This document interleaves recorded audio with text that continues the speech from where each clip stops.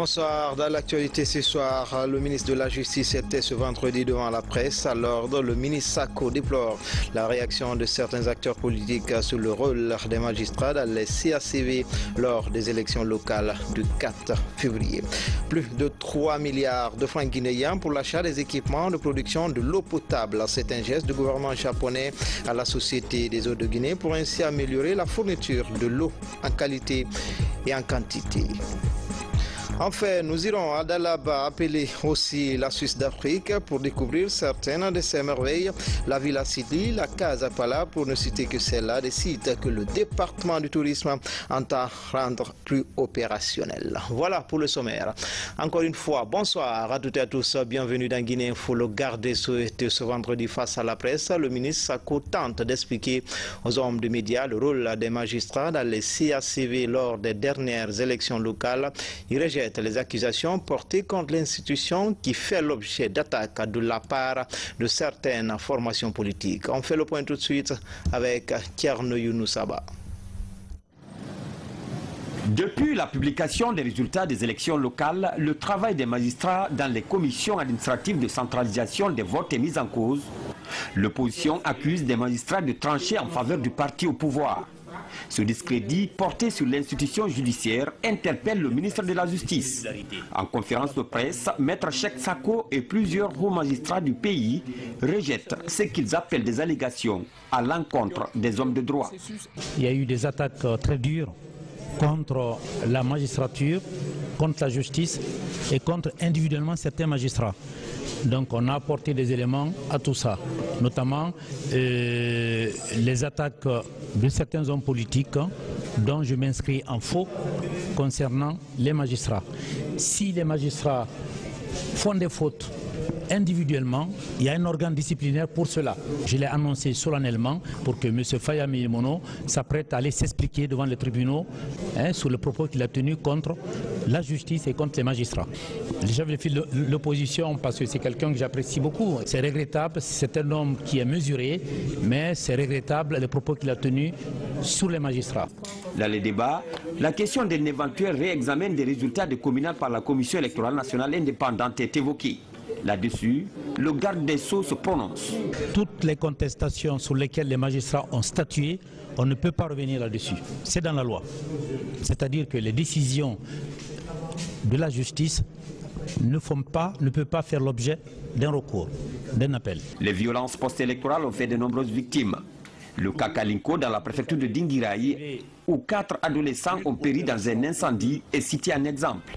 Cette procédure et d'autres sont en voie d'examen. J'ai donné des instructions au parquet général de Conakry et au parquet général de Kankan pour engager des poursuites contre toutes les formes de violence post-électorale. Le cas de Kalenko est vraiment significatif. Donc, pour votre information, un pool de 3 magistrats instructeurs a été constitué à Farana qui ont commencé déjà à travailler sur ce dossier. Et j'ai appris aujourd'hui que dès lundi, ils vont se rendre dans la sous-préfecture pour auditionner un certain nombre de personnes. Donc, comme c'est une affaire criminelle, donc l'affaire sera jugée à Farana. Au terme de la rencontre, le ministre Sako rassure de la volonté des cours et tribunaux de dire le droit en faveur des justiciables. Les femmes de Guinée s'impliquent dans la paix et la cohésion sociale. Elles étaient hier à la mosquée Faisal pour interpeller les acteurs de la société guinéenne à privilégier la patrie vêtue en blanc, symbole de la pureté. Ces femmes ont organisé une lecture du Saint-Coran en faveur du vivre ensemble en Guinée. Mamadi Terna Kamisoko. Les femmes de Guinée sont préoccupées par la recrudescence des crises sociales et politiques dans le pays. Le débrayage dans le système éducatif depuis près de 3 semaines, doublé des mouvements liés aux résultats des élections communales, sont, selon ces gardiennes de la paix, une entrave au développement et au vivre ensemble. À l'intention des principaux acteurs de ces différentes crises, que sont pouvoir, opposition et syndicats, des doléances sont formulées en vue d'un retour rapide à la normale. Le gouvernement aujourd'hui, c'est le symbole de la nation. On est derrière le gouvernement. Ce sont nos représentants. C'est le gouvernement qui doit écouter les leaders syndicaux pour qu'ils s'entendent, écouter les leaders politiques pour qu'il y ait entente et la paix en Guinée. En envers les politiciens. On se bat quand on est en compétition. Après la compétition, on accepte les résultats des urnes. S'il y a des problèmes, on suit les textes de loi. Aux leaders syndicaux, moi-même je suis syndicaliste et je suis aussi enseignante. Les syndicats réclament leurs droits, leurs dûs, mais autour de la table. Ces dames préfèrent une lecture du Saint-Coran qui vise à rapprocher les positions venues des organisations féminines et de l'administration publique. Ces femmes se donnent la main pour se faire entendre désormais. Donc aujourd'hui, nous sommes retrouvés ici, pas pour prendre la part du gouvernement, pas prendre la part du syndicat ou bien les opposants. Nous sommes là, c'est pour tout le monde, puisque s'il y a la paix dans un pays, c'est d'abord les femmes qui en bénéficient. La paix est importante dans la vie de tout le monde. Aujourd'hui, nous vivons sans distinction de race, de sexe ni de religion. Et nous voulons que cet acte-là continue. Aujourd'hui, l'ouverture d'un cadre de dialogue entre pouvoir et syndicats grâce à l'implication du président de la République est perçue par ces Guinéennes comme un important pas vers le retour des élèves dans les salles de classe. Après la région de l'Abbé, le ministre de la Ville et de l'Aménagement du territoire Reta Mamoun, Dr Ibrahima Kourouma, dénonce l'implication de ces cadres dans le bradage des domaines publics. Dans cette région, l'État possède 198 hectares de terre qui serviront de domaine public. Saint-Martin, Fansina Douno, Sadoubari. À Mamou, les débats sur le foncier sont publics. Le ministre de la Ville et de l'Aménagement du territoire et les acteurs associés à la gestion de la terre échangent sur les problèmes qui entravent l'application des outils de planification urbaine. Le manque de mécanismes de vulgarisation des différents codes de construction, d'urbanisme et foncier par les cadres techniques du secteur est dénoncé. Et le ministre de tutelle durcit le ton. Ce désordre qu'il y a au niveau du cadastre, ces difficultés que nous avons au niveau que la population en ce qui concerne les problèmes de manioc, nous, cadres du ministère de la Ville et de l'Aménagement du territoire, nous sommes les premiers responsables. Je m'interroge très souvent quand on dit qu'on a un déficit de personnel. Regardez, sur 36 personnes, plus de la moitié sont les bénévoles. C'est eux que vous envoyez pour faire en sorte que ce qui appartient à l'État soit bradé. Je suis sûr que si on veut envoyer des fonctionnaires, vous allez refuser. Je suis très heureux d'entendre un ministre qui a le courage de dire à son département que tel va, d'accord, ils ont dit ça va, mais ce qui ne va pas, ils ne l'ont pas dit. Et le ministre a dénoncé ce qui ne va pas. Avec une forte concentration de la population à Mamou, les problèmes domaniaux sont récurrents dans les différentes juridictions de la région. Par exemple, sur 100 dossiers, 80 au moins sont liés à la gestion de la terre. C'est un constat des autorités administratives. Le ministre a un langage très direct. Il a abordé les problèmes avec franchise et honnêteté. Je crois que les fonctionnaires vont penser longuement avant maintenant de prendre une décision pour l'attribution d'un terrain ou autre.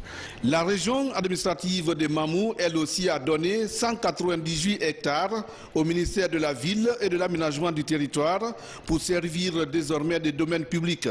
Ici, comme ailleurs, le gouvernement, à travers le ministre, Dr Ibrahima Kourouma, souhaite bénéficier des communautés d'énormes superficies de terre afin de permettre aux partenaires immobiliers de l'État d'investir dans la réalisation de logements sociaux. Vers la modernisation de l'administration fiscale, la Direction nationale des impôts tisse ses agents sur les techniques de recensement des immeubles. La DNI entend rendre plus effective la taxe sur l'immobilier en Guinée. Explication Algassimouba. À Conakry, les immeubles poussent comme des champignons. Par rapport à cette situation, quelle est la contrepartie de l'État en termes de recettes? Pour rendre ces constructions financièrement rentables pour l'État, ces cadres de l'administration fiscale et de la société civile s'approprient des techniques de recensement des bâtiments. une procédure qui va permettre de faciliter le travail des agents sur le terrain. En matière de fiscalité immobilière, pour avoir une bonne recette, il faut faire une bonne identification, donc un bon recensement. Parce qu'au cours du recensement, les cadres en charge ont l'obligation non seulement d'identifier les immeubles, d'identifier les occupants des immeubles, d'identifier les montants qui sont payés aux propriétaires afin que nous puissions asseoir réellement l'impôt que chaque citoyen ayant en possession un immeuble puisse payer. Au total, 125 agents, dont 25 de la société civile, bénéficient de cette formation. La participation de la société civile à cette formation est une façon d'apporter un appui à l'administration fiscale en matière d'identification des propriétaires d'immeubles et de transparence dans la collecte des fonds. Notre présence lors de l'enquête du recensement, c'est apporter plus de transparence et assister les agents techniques dans leur travail, afin que ni les agents ni les citoyens ne soient blessés dans leur dignité, bien sûr. Pour nous, c'est indispensable que cette société civile soit associée à ces opérations pour permettre de donner un cutus à notre système, à notre administration qui aujourd'hui doit démontrer sa volonté de transparence, sa volonté d'ouverture, mais aussi sa volonté de contribuer efficacement et de manière sécurisée à la mobilisation des recettes fiscales en Guinée. La formation de ces différents cadres sur le recensement des immeubles s'inscrit dans la dynamique de la modernisation de l'administration fiscale. Les recettes issues du recensement des immeubles constituent un impôt partagé. 65% pour les différentes collectivités et 35% devant revenir au budget de l'État. Le gouvernement japonais offre des équipements de production de l'eau potable à la Société des eaux de Guinée. C'est dans le cadre du renforcement des capacités de la guinéenne de l'eau dans la fourniture en qualité et en quantité aux populations locales. Plus de 3 milliards de francs guinéens ont été investis par le Japon pour l'achat de ces équipements. Nabi Kamara. L'appui du Japon aux efforts de la SEG pour fournir de l'eau potable aux populations de Conakry porte cette fois-ci sur 2 électropompes, un groupe électrogène de 650 kVA, 2 véhicules 4x4 et un camion atelier équipé de matériel nécessaire pour effectuer des réparations importantes et urgentes. Pour que la SEG puisse bien assurer la fourniture de eau, il faut que les consommateurs payent la facture correctement. Comme ça, les SEG pourraient assurer l'entretien, maintenance et la future investissement qui puisse assurer l'élargissement du service partout dans la région de Conakry surtout. La cérémonie de remise de ces équipements constitue ainsi l'inauguration du projet d'amélioration des capacités de production d'eau potable à Conakry par les autorités de la SEG et l'ambassade du Japon en Guinée. Quand vous voyez la qualité de ces véhicules, surtout la qualité exceptionnelle de ce véhicule, de ce camion atelier, qui peut intervenir sur n'importe quel site, qui peut intervenir sur n'importe quel équipement, je pense qu'il y a lieu de remercier l'ambassadeur, de remercier le peuple japonais pour vraiment cet appui constant à la Guinée. Dans le cadre de l'amélioration de l'adduction d'eau potable dans notre capitale, la SEG a procédé à d'importants travaux de remplacement de la conduite d'eau principale sur le financement du Japon. Lancement à Conakry de la licence appliquée aux technologies de l'information et de la communication pour l'éducation, en abrégé LATIS, un programme du ministère de l'Enseignement supérieur à travers le projet Booster les compétences pour l'employabilité des jeunes. Et le sous-projet LATIS va s'étendre sur une durée de 36 mois. Mohamed Seyar Souma. Un nouveau programme en faveur des étudiants en génie informatique, télécommunications et MIAGE. Il est dénommé LATIS, licence appliquée aux technologies de l'information et de la communication pour l'éducation. L'objectif étant de former 200 étudiants et de certifier 2000 autres apprenants issus de 4 établissements d'enseignement supérieur, dont l'ISFAD. Le programme LATIS est une innovation de BOSEJ, booster les compétences pour l'employabilité des jeunes. C'est un projet de formation pour préparer une licence de spécialistes en technologie de l'information, c'est-à-dire des spécialistes en Internet, en informatique, en modélisation pour la recherche via le numérique, en modélisation pédagogique via le numérique, pour pouvoir accompagner l'éducation, pour pouvoir accompagner les enseignants, pour pouvoir accompagner les chercheurs. Ils auront les compétences qu'il faut pour être embauchés dans le domaine de l'informatique, des télécoms et tout ce qui concerne l'économie numérique. Ensuite, au niveau du projet, on a aussi une composante qui aide les jeunes diplômés à avoir un stage ou bien une formation complémentaire ou faire de l'entrepreneuriat. Le programme LATIS repose sur la formation présentielle et la formation à distance, un système hybride qui tient compte des avancées technologiques avec l'installation progressive de la fibre optique à travers le pays. Il ne faut pas rater la nouvelle révolution industrielle, comme le dit très souvent le président de la République. Aujourd'hui, c'est une opportunité de renforcer la qualité de la formation et de s'ouvrir au monde et bénéficier des meilleures technologies possibles. Le programme LATIS va doter les étudiants bénéficiaires de la licence professionnelle Bac+4. Il est subventionné à hauteur de 400 000 $ américains par le Fonds compétitif pour les compétences et l'employabilité. La durée d'exécution est de 36 mois, allant de la période 2017 à 2020. Open Data, la thématique est nouvelle en Guinée, l'œuvre de l'association des blogueurs de Guinée. À travers cette initiative, la bloguerie veut permettre à chaque citoyen d'accéder aux données administratives plus pragmatiques, avoir une meilleure connaissance des activités de la vie nationale. Daouda Taban, Sila, Lansana Camara. Cette formation en faveur de la société civile et de l'administration publique appelée Open Data ou données ouvertes est de permettre à chaque citoyen d'avoir accès aux données ou informations lui permettant de connaître la gestion d'une organisation publique ou privée. Pour une meilleure gestion de la chose publique, un idéal que se fixe l'association guinéenne des blogueurs de Guinée, en abrégé Ablogui. Cette formation est organisée à l'intention des acteurs de la société civile, mais aussi les représentants des différents ministères qui font partie du comité interministériel pour l'adhésion de la Guinée au partenariat pour un gouvernement ouvert. Parce que la Guinée s'est engagée à adhérer à une organisation internationale qu'on appelle le partenariat pour un gouvernement ouvert.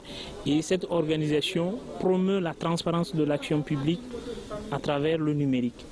L'Open Data, c'est un large mouvement par lequel de très nombreux gouvernements mettent à disposition des citoyens et des citoyennes des données qui permettent de comprendre à la fois l'activité de l'État et l'état de la société de manière générale, et qui sont souvent en fait issus du fonctionnement même de l'État. C'est-à-dire que l'État met à disposition des citoyens et des citoyennes les outils, les mesures qu'il réalise lui-même pour comprendre comment fonctionne la société et pour la gouverner. C'est ça l'Open Data. Ces participants venus de la société civile, des médias et des départements ministériels seront de véritables acteurs auprès des gouvernants et des acteurs de la vie nationale afin de permettre une meilleure accessibilité aux données pour la promotion d'un gouvernement public. Ces 5 jours de formation nous ont permis vraiment de savoir qu'il est important pour le gouvernement de ne pas cacher des informations et de mettre tout à la place publique, parce que c'est là où ce gouvernement peut avoir l'adhésion du public, peut aussi avoir l'accompagnement.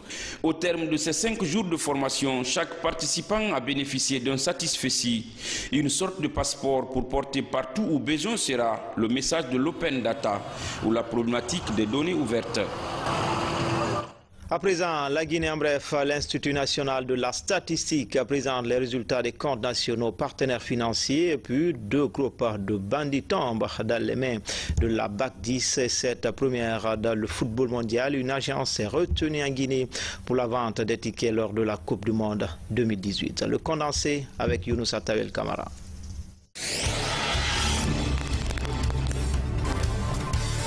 Suite à la publication des comptes nationaux définitifs de 2015 et provisoires de 2016 par l'Institut national de la statistique, l'heure est à la présentation de ces résultats aux partenaires financiers du pays, notamment le FMI, l'Union européenne et le PNUD.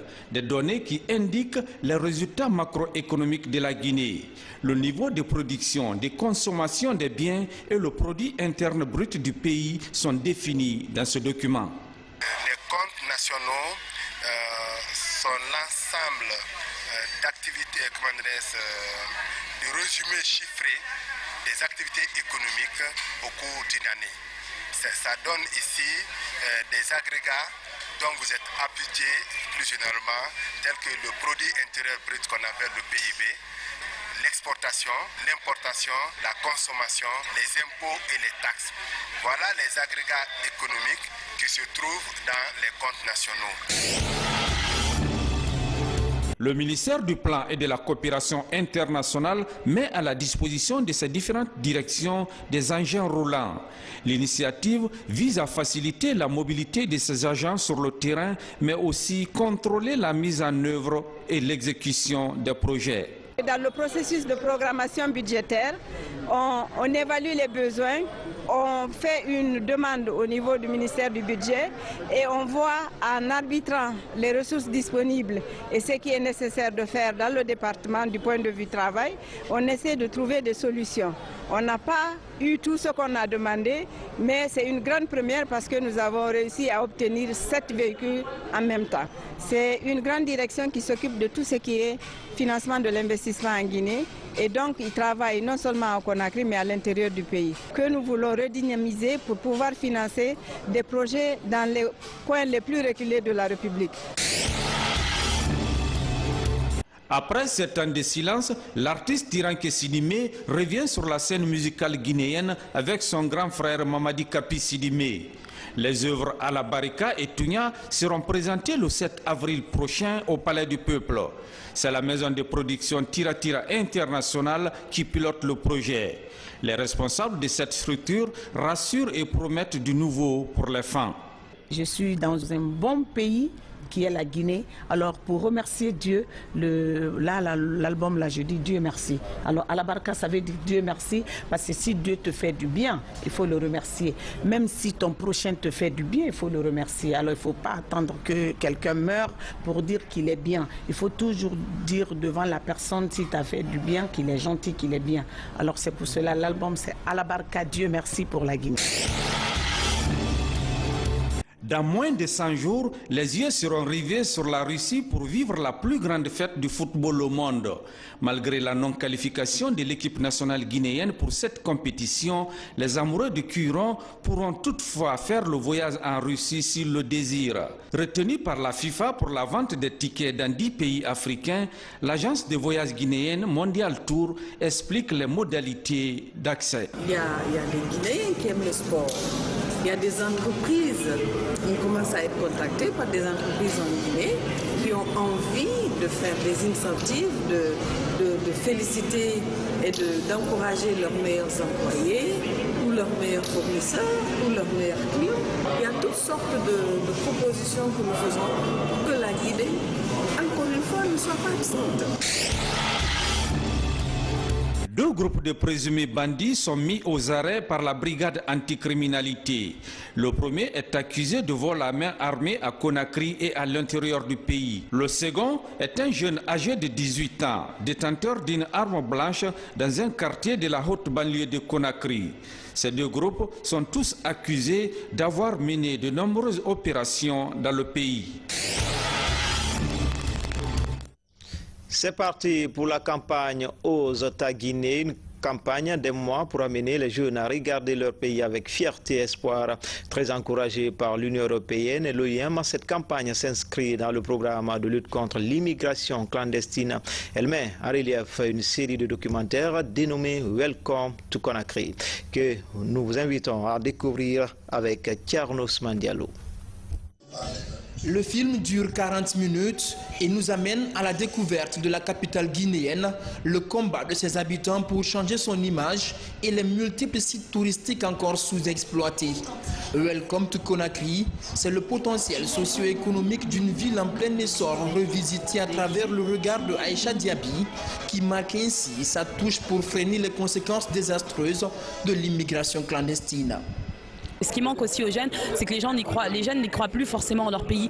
Pour eux, il n'y a forcément rien en Guinée, où on ne peut pas forcément réussir en Guinée, où ils ne connaissent pas forcément tous les potentiels socio-économiques qu'il y a. Donc je pense qu'à travers cette série documentaire qu'on nous a présentée, ça a dû réchauffer le cœur de beaucoup de jeunes Guinéens. Peut-être qu'ils repartent avec l'idée de dire « Ah tiens, j'ai eu une idée, il y a un jeune qui m'a inspiré quand je suis arrivée ici à cette campagne de sensibilisation. Je pense que je vais faire comme lui » et il va vouloir chercher l'information. Et nous, on serait là pour lui fournir cette information-là, justement. Une manière bien originale de marquer les esprits, rassurer les jeunes et dissuader ceux qui ambitionnent d'effectuer le trajet périlleux du Sahara ou de la Méditerranée. De quoi appuyer les efforts en matière de lutte contre l'immigration irrégulière en Guinée.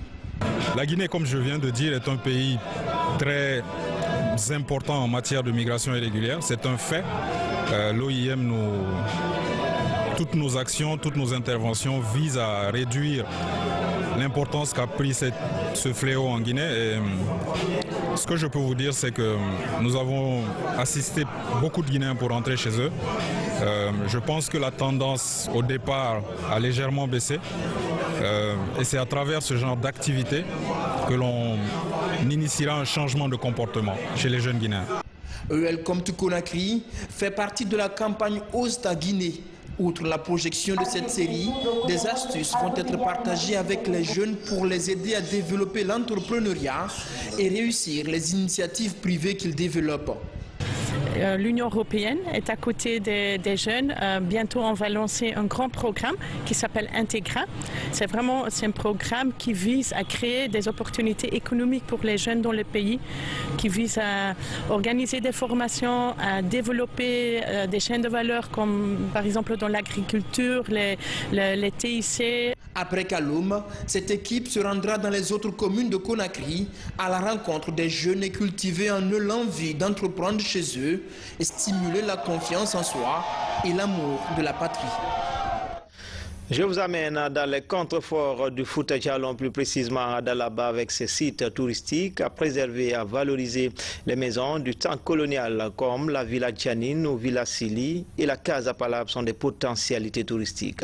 Après rénovation, le département en charge du tourisme souhaite les rendre plus opérationnels. La Bausman de retour de Dalaba. Dalaba, ce sont les sapins et le climat doux, mais aussi les maisons du temps colonial. Ici, c'est la Casa Palabre où se réunissaient les chefs de canton du Fouta Djallon. La décision de la Guinée d'aller à l'indépendance a été prise ici. À côté, c'est la Villa Janine, du nom de la fille du commandant du cercle d'alors, construite en 1936. Elle y passait ses vacances. D'autres hôtes de marque, comme le gouverneur général de l'AOF qui résidait à Dakar, y séjournaient aussi. Après rénovation, comme la nature a horreur du vide, ce potentiel touristique risque de se dégrader à nouveau. Nous pourrons rendre exploitables ces bâtiments qui ne doivent pas tomber en ruine tel que nous commençons à le constater maintenant. Il y a des termites qui montent un peu partout et qui attaquent les murs, qui attaquent les plafonds, ce qui va amener toutes les maisons dans une situation de dégradation. Là, c'est l'exploitation qui peut amener les corrections et amener le changement. Depuis qu'elles sont construites à la faveur de la fête tournante de l'indépendance célébrée à Mamou, ces cases n'ont pas été équipées. Parce que c'est inadmissible que les cases soient faites toutes prêtes et que ça reste fermé. Donc c'est un problème, mais c'est vraiment, comme vous l'avez dit, c'est un lieu touristique. Il y a non seulement la Villa Janine, il y a la Casa Palabre, nous avons visité aussi le campement de Tinka, il y a la case de Myriam Makeba. Tout ça, ça peut être une attraction, bien que ce soit une propriété privée, mais on va voir dans quelle mesure il faut remettre tout ça à flot pour que les touristes, parce que le climat se prête. Et puis bon, maintenant on commence à avoir des routes, j'espère que ça va continuer. Parmi les édifices du temps colonial encore opérationnels, l'hôtel du Fouta.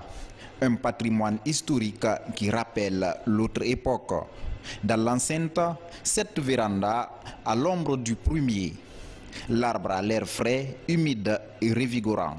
À l'arrière-plan, une vue belle et lointaine sur les inégalités topographiques qui caractérisent le relief du Fouta Djallon. La communauté chinoise vivant en Guinée a célébré hier avant de le couronnement du printemps ou la fête des lanternes. L'événement a mobilisé du monde, une occasion de rappeler les nouvelles dimensions de la coopération entre Conakry et Pékin. Diamokaba, Mohamed Mpati Kamara. En Guinée, la communauté chinoise compte plus de 10 000 personnes. La plupart évoluent dans les activités socio-économiques, notamment le commerce.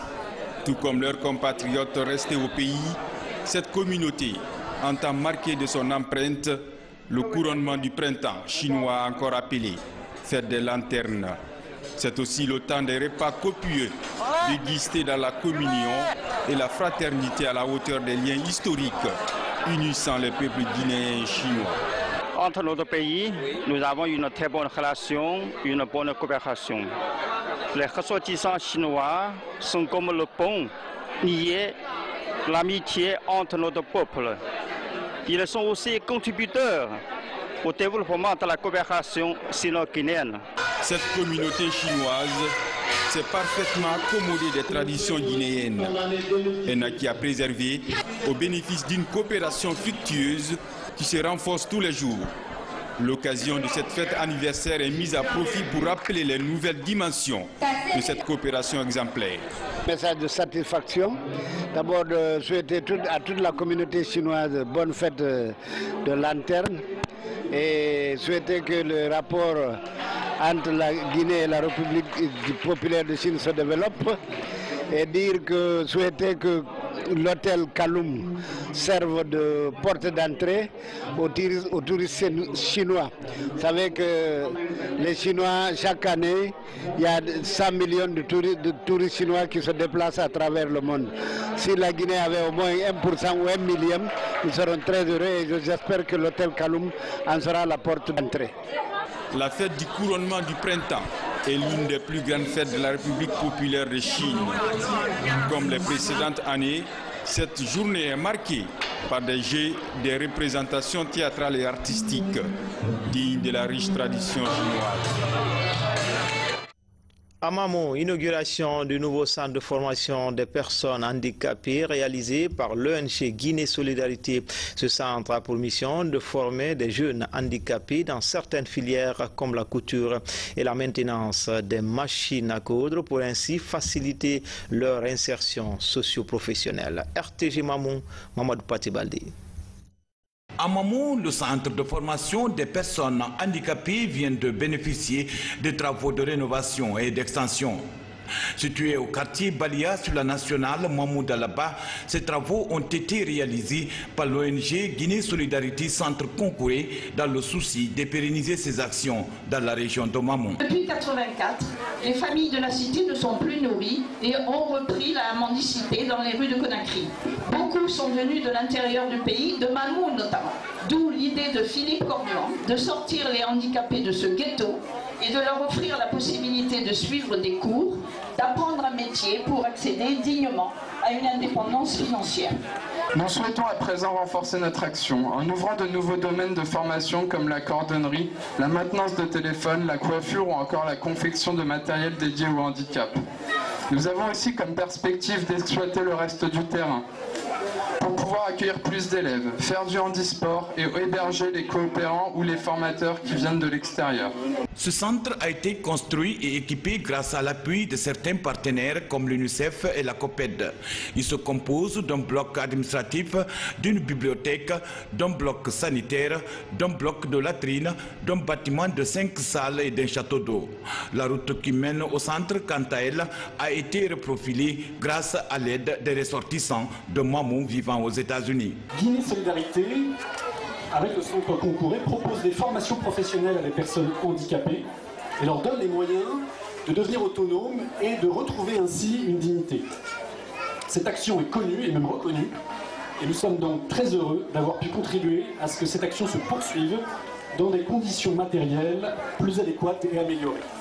Les différentes formations en alphabétisation, en mécanique, en couture ou en sont une parfaite illustration du combat que vous menez pour amoindrir les difficultés des jeunes en situation de handicap. Depuis 2006, ce centre a libéré plusieurs jeunes formés en couture et en maintenance des machines à coudre. Ils ont également bénéficié des cours d'alphabétisation. Aujourd'hui, la plupart de ces diplômés se prennent en charge. Pour les années à venir, d'autres filières comme la cordonnerie et la coiffure sont prévues dans cette école des personnes handicapées. La société Kinet expose ses produits de vente à Conakry. Les consommateurs auront droit à des prix compétitifs. Créée depuis 1998, cette entreprise est présente dans plus d'une centaine de pays. Kinet est aussi très active dans le domaine du sport en Afrique et dans le monde. Moussa Komora, Abdelaziz Baldé.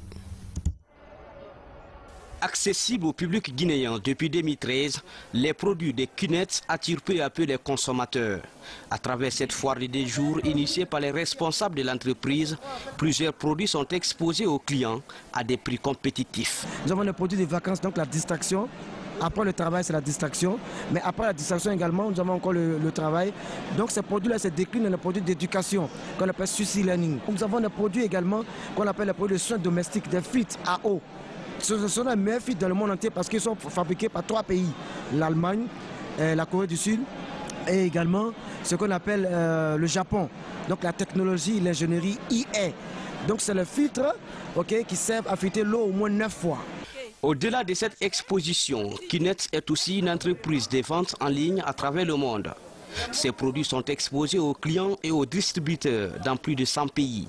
Cette plateforme est une aubaine d'insertion socio-professionnelle des jeunes. Cette exposition est toute simple. Ça se décline en 2 phases. La première phase, c'est que c'est une opportunité d'affaires que nous voulons présenter au grand public guinéen et aussi présenter nos produits de l'entreprise. Pourquoi? Parce que c'est une opportunité véritable et qui permet également d'améliorer le style de vie, le coût de vie des Guinéens en général. Kinet les aide à avoir des produits de haut de gamme qu'ils fabriquent, que Kinet fabrique et qu'ils envoient pour être placés par ces jeunes. Et toute l'économie entre la production et la vente est gérée par Kinet et évidemment ça revient aux jeunes qui vendent, ce qui fait qu'ils ont un revenu important. Créé en 1998, Kinet s'exprime aussi sur le plan sportif à travers le monde. Sponsor officiel de Manchester City, le club anglais actuel leader de la Premier League, et sponsor également de la Ligue africaine des clubs champions et la Coupe de la Confédération africaine de football. Le COCAN 2023 multiplie les efforts pour la tenue effective de la Coupe d'Afrique en Guinée à la période indiquée. Une mission est actuellement à l'intérieur du pays pour prospecter les villes choisies pour cette compétition. Boké a été la première étape de cette tournée. Sur 50 hectares demandés, seulement 14 sont disponibles pour ce départ. Mangafoude Touré. D'année en année, la Confédération africaine de football devient de plus en plus exigeante pour l'organisation de la Coupe d'Afrique des Nations. Pour créer des conditions optimales de réussite de la CAN 2023 en Guinée, l'équipe de techniciens du comité d'organisation de la compétition fait immersion à Boké. L'objectif est d'évaluer les besoins techniques, financiers, humains et organisationnels de cette compétition dans le pays. Des réseaux de transport à la sécurité de la ville, en passant par la couverture et la performance des structures sanitaires et les réceptifs hôteliers, aucun aspect de l'organisation n'est laissé pour compte. L'objectif, c'est de voir les infrastructures, les sites, les apprécier et faire des propositions pour leur amélioration, car Boké est bien sûr sur la liste, mais Boké n'est pas encore retenu. À partir de tout ceci, si Boké arrive à améliorer à partir des recommandations qui sont faites, Boké a beaucoup de chances d'être retenu. L'un des objectifs de la mission est d'identifier les sites et les infrastructures devant abriter la compétition pour la construction pour certaines et la rénovation pour d'autres. Sur les 50 hectares de sites demandés par le comité à Boké, seulement 14 hectares sont présentés à la mission pour ce départ. S'agissant du site pour le stade de compétition, On nous avait parlé de 50 hectares, mais sur place, nous avons constaté que c'était 14 hectares. Maintenant, nous avons fait des recommandations. Et je crois que ces recommandations sont tombées dans de bonnes oreilles. En tout cas, nous le souhaitons. Et il s'agit d'étendre le domaine qui est retenu par les autorités et essayer de faire une ouverture parce que l'accès est un peu difficile. Cette ouverture comprendra non seulement un raccourci pour la ville, mais un élargissement de la route. En attendant la décision du comité, Bokeh dispose de plusieurs atouts pour être retenu comme l'un des sites de la CAN 2023 en Guinée. En plus de sa proximité de la capitale Conakry, l'accès à la ville par la route est l'un des plus aisés du pays. Bokeh est la zone économique spéciale de la Guinée. Le choix de cette cité minière parmi les sites pour abriter la compétition est un autre avantage pour le développement de la localité. La deuxième édition du Trophée Mousso s'est déroulée hier au Grand Plateau de la RTG Coloma. Cet événement qui couronne les femmes qui se sont distinguées dans le domaine du sport est organisé par l'agence Guinée Promo Sport. Le point avec Mouktar Touré. Cette cérémonie organisée par l'agence Guinée Promo Sport a regroupé des autorités sportives, des sportives et des personnalités qui s'investissent pour le rayonnement du sport en Guinée. Objectif, récompenser et reconnaître le mérite de la femme dans le domaine de la pratique du sport et surtout l'exercice du métier de journalisme sportif en Guinée. Pour cette édition, le choix de l'agence porte sur le football, le basketball, le handball, le journalisme sportif, la lutte et l'administration. Avant de finir, nous saisissons cette opportunité pour inviter toutes les braves femmes de Guinée, tous secteurs confondus, les sponsors et toutes les personnes de bonne volonté de bien vouloir nous accompagner dans la réalisation de notre ambitieux programme de promotion du sport féminin dans notre pays. Très satisfaite de l'initiative de l'agence Guinée Promo Sport, les autorités administratives ont félicité et encouragé les organisatrices. Une cérémonie comme celle-là mérite de retenir l'attention de tout le monde pour une raison. Parce qu'il s'agit ici de la célébration du mérite féminin. Tout ce qui touche à la femme doit préoccuper tout un chacun de nous. Le sport est un des piliers de la RTG. Et retenez tout simplement que la direction générale de la RTG est auréolée par cette cérémonie. Au nom du ministre de la Communication, M. Rachid Ndiaye, le directeur général de la RTG Coloma, au nom de tous les travailleurs du ministère de la Communication, nous remercions les organisateurs. Dans la vie aujourd'hui, dans l'administration, il faut apprendre ce qu'on appelle le management.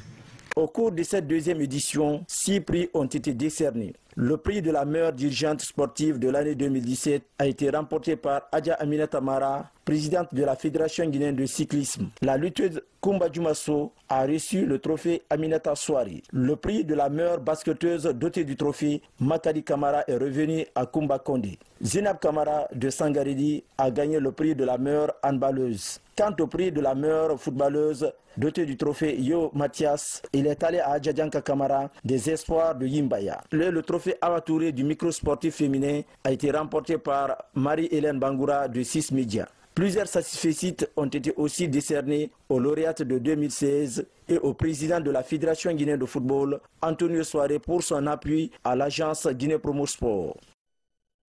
Enfin, en plus bref, on vous l'a annoncé hier, la Guinée a un nouvel entraîneur. Paul Put est arrivé à Conakry cet après-midi. À sa descente d'avion à l'aéroport international de Conakry, il a été accueilli par le premier vice-président de la FEGIFOOT, le technicien Berjora, pour mission de qualifier le Sili national à la prochaine CAN prévue au pays des Lions indomptables. C'était tout pour ce soir. Grand a été le plaisir pour moi de vous servir. À demain, même heure, même chaîne, avec toujours le même plaisir.